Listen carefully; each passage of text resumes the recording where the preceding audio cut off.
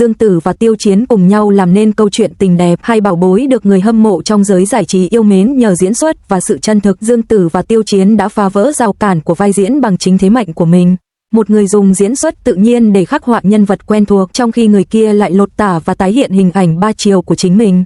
Họ không bị ảnh hưởng bởi những hình tượng nhân vật, vẫn chân thực và tận tụy, vẫn tỉnh táo trong thời đại bùng nổ thông tin và chinh phục trái tim khán giả bằng tài năng và sự chân thành. Trong thế giới giải trí phức tạp, những diễn viên chinh phục khán giả mọi lứa tuổi và ngay lập tức phá vỡ rào cản giữa các tầng lớp xã hội khác nhau, cuối cùng đều dựa vào diễn xuất ấn tượng và chút nhân văn của họ. Dương Tử và Tiêu Chiến là hai viên ngọc ẩn giấu trong ánh hào quang. Nếu bạn hỏi ai trong số những ngôi sao nổi tiếng nhất hiện nay sở hữu tài năng thực sự nhất, có lẽ công chúng sẽ hét lên tên họ. Khi nhắc đến Tiêu Chiến và Dương Tử, cư dân mạng phản ứng kiểu: cô ở Đông Bắc Trung Quốc đang xem phim à, cô làm gì ở đây vậy? Sợ mạng không biết hai người đang hợp tác à? Phản ứng hóa học của cặp đôi vũ sinh có thể biến ngay cả những người lạnh lùng và lý trí nhất thành những kẻ nghiện ăn đường, chỉ cần nhìn vào những cảnh quay hậu trường, thậm chí còn thú vị hơn cả chính chương trình. Tiêu Chiến liên tục nói về Dương Tử, và nụ cười của Dương Tử làm bừng sáng cả không gian. Ôi trời, đây không phải diễn xuất, sao lại diễn xuất mượt mà đến thế? Họ là một cặp đôi tràn đầy năng lượng sao? Hàng loạt người hâm mộ thốt lên, quá chân thực, nhưng người hâm mộ CP lại bị ám ảnh bởi đường, và người hâm mộ chế độ chơi đơn giống như giáo viên trong một buổi họp phụ huynh, cấm đoán ngay cả những hành động khiêu khích nhỏ nhất, một bên ăn mừng, một bên báo cáo. Việc kiểm soát mạng thậm chí còn nhanh hơn cả cảnh sát. Mọi thứ càng trở nên sôi động hơn trong các sự kiện lớn, với đêm Weibo ủng hộ chương trình và giải thưởng ánh sao chiếm lĩnh các cuộc thảo luận. Máy quay đang lia khắp phòng, và khán giả bên cạnh gần như với lấy ống nhòm. Bạn nghĩ đây có phải là tình bạn cách mạng đích thực hay chỉ là một trò hề của chủ nghĩa tư bản? Câu trả lời nằm trong mỗi cuộc giằng co giữa đường và búa. Cơn sốt ăn đường trên toàn quốc này vượt xa phản ứng hóa học giữa hai diễn viên.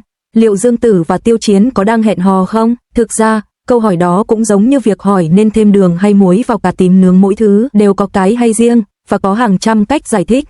Người hâm mộ cặp đôi này đã đưa nhân vật Cú Uy và Lâm Chí Tiêu vào cuộc sống của họ, ngay cả những cảnh quay chưa công bố cũng cho thấy nhịp điệu, cãi vã bên giường, làm hòa từ chân lên giường, một làn sóng, fan khảo cổ, lùng sục các diễn đàn để tìm kiếm chi tiết, hoài nghi về sự thân mật của bộ phim, trong khi những người hâm mộ duy nhất lại chỉ trích họ chỉ trả tiền cho nó thôi, họ chỉ đang trói buộc nhau thôi, đừng có mà hùa theo nữa. Ngay khi hai người gặp nhau, Internet bùng nổ với những bài báo, vạch trần tin đồn và chỉnh sửa ảnh, với các tài khoản nhỏ thậm chí còn hoạt động tích cực hơn cả những tài khoản lớn.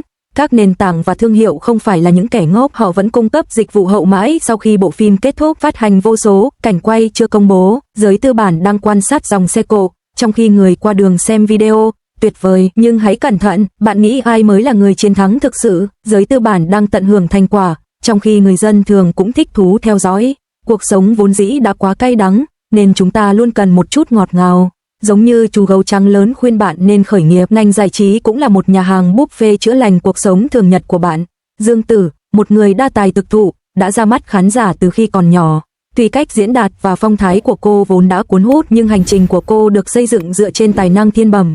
Vai diễn Hạ Tuyết thời thơ ấu gợi lại ký ức cho những người sinh ra vào thập niên 80, 90, những người lớn lên cùng màn ảnh nhỏ. Khi Tàn cho tình yêu ra mắt, những cảnh tình cảm đau lòng, thậm chí còn đau lòng hơn cả phim Hàn Quốc, đã khiến cô rơi nước mắt, và nước mắt của khán giả còn đáng giá hơn cả một nhà máy giấy. Lâm Chí Hiếu, được ví như những cô gái trẻ bước vào xã hội, hơi vụng về nhưng cũng hơi bướng bỉnh, được khắc họa một cách chân thực đến vậy. Điều đáng chú ý nhất là cách diễn đạt của cô rất tự nhiên, ánh mắt cô được căn chỉnh hoàn hảo, và cô toát lên một cảm giác rất đỗi quen thuộc. Nhịp điệu nó không hề tồn tại. Dương Tử đã chứng minh bằng tài năng của mình rằng diễn xuất không chỉ đơn thuần là học thuộc lời thoại, nhưng rồi mọi sự phấn khích cũng sẽ lắng xuống, ít nhất là trên bề mặt. Chương trình đã kết thúc, các ngôi sao đã đường ai nấy đi, và ai thực sự tin rằng họ sẽ gắn bó suốt đời. Tất cả bằng chứng trên mạng đều chỉ dựa vào suy đoán của người hâm mộ. Nếu Dương Tử nói chuyện tình cảm một chút, hoặc nếu Tiêu Chiến thể hiện một chút phong cách đặc biệt, mọi người sẽ ngay lập tức đăng một bài viết ngắn nói rằng chắc chắn là có chuyện tình cảm. Nhưng rồi người hâm mộ đĩa đơn của chương trình lại lập tức phản pháo, kinh doanh là kinh doanh, người thật nên biết giới hạn. Ngay cả giới truyền thông cũng hiểu điều này, những thước phim hậu trường đã bị khai thác quá lâu, trở nên nhạt nhẽo, và cư dân mạng bắt đầu kêu ca, chúng tôi chán ngấy rồi. Các thương hiệu, vì lo sợ scandal của người nổi tiếng, đang chuyển sang các gói dành cho cặp đôi mới khi họ chán. Còn những người quan sát thông thường thì sao? Họ đã trở nên tê liệt sau khi chứng kiến quá nhiều. Thực tế không quan trọng, hãy cùng nhau bàn tán thêm. Thực tế, ngành giải trí không có nhiều cảm xúc chân thành. Các cặp đôi trẻ cạnh tranh kịch bản, các nhà đầu tư cạnh tranh về độ nổi tiếng và người hâm mộ cạnh tranh về cảm xúc. Cuối cùng, tất cả chỉ là một giấc mơ được xây dựng trên nền tảng của sự thật và dối trá. Bạn có thực sự tin vào những người hâm mộ cuồng nhiệt của các đĩa đơn trong chương trình không? Mỗi người đều có một thước đo nội tâm riêng, giải trí không chỉ là sự thật và không có đúng hay sai trong việc tô vẽ, miễn là không làm tổn thương ai, thì việc vui vẻ với nó là điều tốt nhất nên làm. Đúng lúc công chúng nghĩ rằng vở kịch đã kết thúc, một bước ngoặt lớn hơn lại âm thầm diễn ra. Cỗ máy vẽ nên giấc mơ quốc gia đã chính thức khởi động. Trò hề này đã vượt ra ngoài giới giải trí, ngay cả những người quan sát bình thường cũng tham gia, biến sự thật thành một cuộc tranh luận trên toàn quốc. Trong khi thương hiệu của bạn không theo đuổi một sự hợp tác chính thức, người hâm mộ đã chủ động tạo ra một bộ đôi với sữa chua của Tiêu Chiến và bánh quy của Dương Tử, chụp ảnh tự sướng trước các kệ hàng siêu thị và đăng lên mạng xã hội. Các nền tảng tiếp tục phát hành những thước phim chưa được công bố và cư dân mạng đã tạo ra những bản mashup cắt đường của các cặp đôi nổi tiếng, như thể vũ trụ Ngọc Sinh sẽ không bao giờ kết thúc. Cơn sốt bọc đường trên toàn quốc đã lan rộng ra ngoài bộ phim và vào cuộc sống thường ngày. Ngay cả dì Vương, người hàng xóm trong nhóm WeChat, cũng không khỏi bình luận, hai người này đẹp trai và diễn xuất tốt như vậy, tại sao lại không thể đến được với nhau? Ngay cả sau khi hai diễn viên giải thích hàng trăm lần, nhiều người vẫn mơ mộng sống trong kịch bản của riêng mình, không chịu rời đi. Thực ra, nỗi ám ảnh của họ không phải là mối quan hệ giữa Tiêu Chiến và Dương Tử, mà là khát vọng sống của chính họ. Ai mà không muốn đồng cảm với người mình yêu mỗi ngày chứ? Capital đã điều phối toàn bộ bối cảnh, cho phép mọi người có kèo và mỗi người cùng nhau mơ những giấc mơ của riêng mình trong một không gian và thời gian song. Lúc này, tính chân thực của CP đã bị phân tán và những gì còn lại là một lối thoát tâm lý tập thể khổng lồ. Tiêu Chiến còn ấn tượng hơn nữa, kể từ khi ra mắt, anh đã thoát khỏi những khuôn mẫu thần tưởng, đồng thời biến hóa từng nhân vật thành những nhân vật đa diện hơn.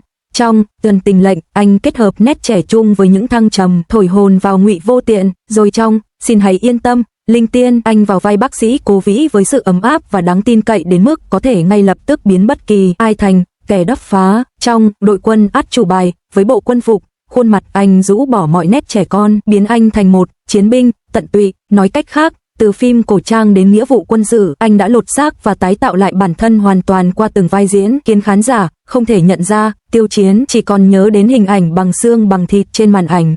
Điều tuyệt vời hơn nữa là cả hai diễn viên đều không chọn chiều theo dòng chảy và bị chính con người thật của mình lôi kéo. Dương Tử công khai tự giễu cợt bản thân và dám nói bất cứ điều gì. Cô thoải mái cười đùa trước những sự cố nhỏ nhặt trong quá trình quay phim và những khoảnh khắc ngượng ngùng trên trường quay, không hề mang nặng tính thần tượng. Khi bị chất vấn về diễn xuất, cô không hề quanh co mà thẳng thắn thừa nhận nỗi lo lắng của mình. Sự chân thật của cô rất đáng quý, và cô nói chuyện như một cô gái nhà bên. Tiêu Chiến, khi đối mặt với cơn bão giao thông, không bao giờ dùng đến giọng nói to để phản kháng, mà chỉ dựa vào công việc để đối mặt trực diện với vấn đề. Anh cũng rất sáng suốt với người hâm mộ, liên tục nhắc nhở mọi người rằng mạng sống là quan trọng nhất. Anh chú ý đến từng chi tiết, chẳng hạn như giúp nhân viên thu dọn đồ đạc trong cuộc sống thường ngày và bảo vệ đồng đội trong các chương trình tạp kỹ. Mặc dù là một ngôi sao hàng đầu trong ngành giải trí, nhưng anh lại nhẹ nhàng nhưng cũng có chút bướng bỉnh. Kiểu tính cách này giống với những người giản dị và chân thành trong các tiểu phẩm, vừa thú vị vừa đáng xem. Cả hai tự nhiên đã tạo nên phản ứng hóa học vô cùng ăn ý. Bạn còn nhớ bộ phim Please Donate to Me, Mr. President đã chinh phục khán giả bằng những khoảnh khắc ngọt ngào chứ? Những tương tác của họ thật gần gũi và ngọt ngào, và sự ấm áp mà họ chia sẻ trên màn ảnh đã được truyền tải vào cuộc sống của họ. Những câu chuyện đùa cợt của họ đã trở thành một meme lan truyền trong cộng đồng người hâm mộ, và cặp đôi Please Donate to Me, Mr. President đã trở thành một hiện tượng lan truyền. Chẳng trách có người than thở, ngay cả người độc thân cũng muốn có một mối quan hệ. Nhưng điều quan trọng là phản ứng hóa học này không phải là tình chị em giả tạo hay một mối quan hệ hợp tác kiểu kinh doanh, mà là sự ngưỡng mộ và tin tưởng chân thành. Chính vì vậy mà danh tiếng của họ tăng gấp đôi và sự nổi tiếng cũng tăng vọt. Nói thẳng ra, tình cảm mà công chúng dành cho Dương Tử và Tiêu Chiến xuất phát từ hai điểm then chốt. Thứ nhất, họ thực sự tận tâm và giản dị, mỗi người đều đạt đến tiêu chuẩn cao nhất trong lĩnh vực của mình. Thứ hai, họ điềm tĩnh và vững vàng, không bị ảnh hưởng bởi nền kinh tế fan hâm mộ. Ngành giải trí không lớn cũng không nhỏ, nhưng những người đạt được hai phẩm chất này thì hiếm như gấu trúc. Có người sẽ thắc mắc, tại sao không phải diễn viên nào cũng có năng lực và chân thành, có lượng khán giả đông đảo mà vẫn giữ được sự kín tiếng? Một số người được khán giả đông đảo ủng hộ, thành thạo nghệ thuật, cân bằng quyền lực, chỉ để rồi nhận lại hàng loạt nụ cười giả tạo được chỉnh sửa và sự sụp đổ của hình tượng. Nhưng câu hỏi đặt ra là, bạn thà bị lay động bởi một khuôn mẫu sáo rỗng hay bị lay động bởi trái tim? Câu trả lời đã quá rõ ràng.